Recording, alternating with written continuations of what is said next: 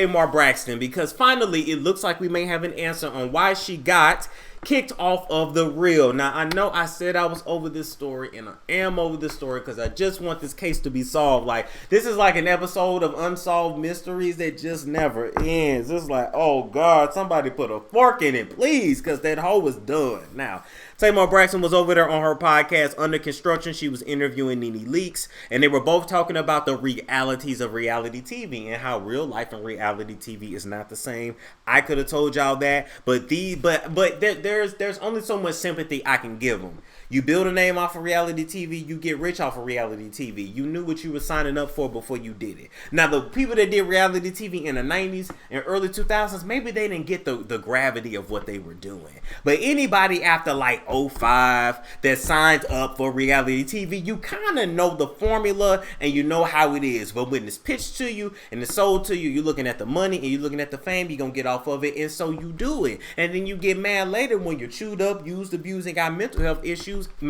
issues after. Like, thank you for giving me 10 years of laughs and giggles, but now you got anxiety for the rest of your years and you done messed up your career. Sorry. But that is what you chose and signed up for. So it's only so much sympathy I can give to people like Nene, give to people like Tamar. I already told y'all my thing with Nene was she didn't make it as an actress. And she used reality TV as a way to get into Hollywood through the side, though.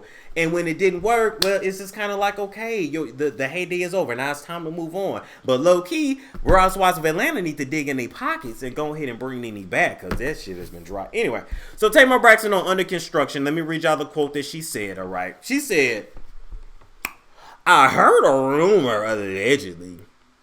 I ain't have any answers. Nobody had any answers as to what happened. The girls was getting blamed. It was Tamar's got an attitude problem. Hold up. Of course, all the reality TV storylines were the surface of everything. Do you know that years later what I had heard through the grapevine, what really happened? I heard that the network that I was working with at the time would not sign off. Can you believe that? They tried it and allowed me and them girls to fall out in public, almost ruin my career, my livelihood, and everything I've worked for, and never, ever said one time.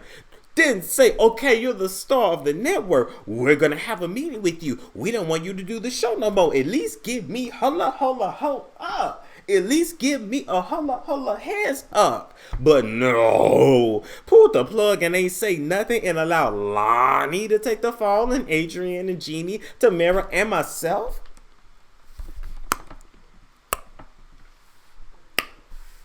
We up here battling and fighting as black girls and they don't care?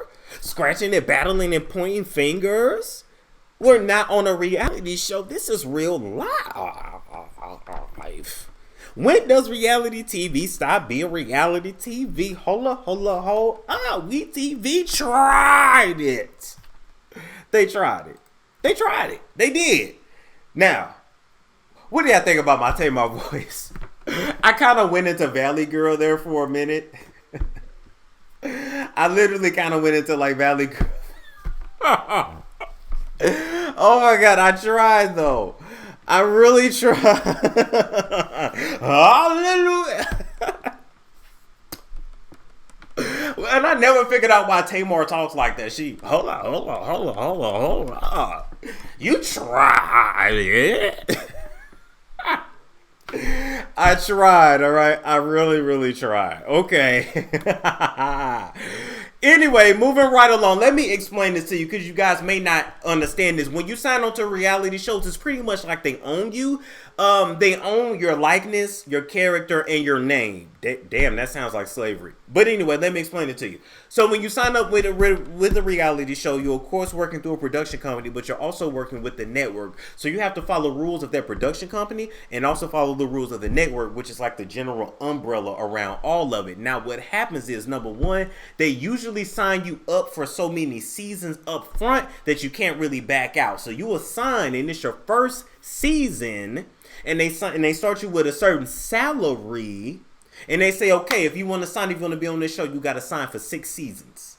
And then you can renegotiate after. Well, hell, the best parts of any show is usually the first 5 or 6 seasons. After that, the shit goes down, if it even lasts that long, which is why they never really make a lot in reality TV, and they're never really able to go on to other projects because they're still stuck on that contract that they never fulfill. That's why you saw Monique Slaughter going from Loving Hip Hop Atlanta, Loving Hip Hop Hollywood. She was just hopping around doing what she had to do to get through her 6 season requirement of her contract. All right, just like that's why the Braxtons never got paid a lot of money, because they signed like a 9 season agreement up front. And I'm like, why did you sign for 9 seasons? You should have signed for like 2, 3 and left yourself room to renegotiate. But they didn't have a Kris Jenner working with them. They had another one. All right, if you guys also remember when Khloe Kardashian had that night show for a minute, she had it on one of them weird networks that hadn't really took off yet. Why? Because E literally had it in her contract that she could not work with any other major network, and that was the only one that was not on the list. They banned her from working with like 98% of all the other ones.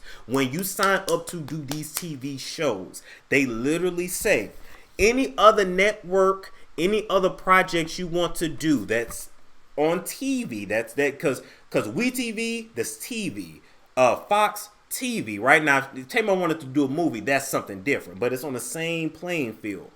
WeTv, you ain't Fox. Sorry, you not.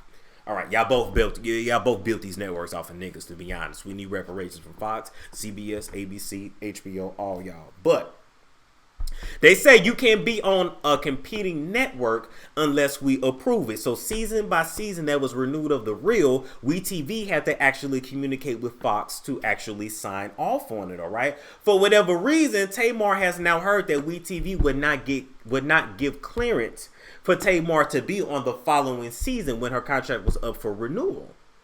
And so instead of Fox coming to Tamar and letting her know what the situation was, so at least she could have went to WeTV and said, hey, why can't I be on The Real anymore? Like, what's the issue?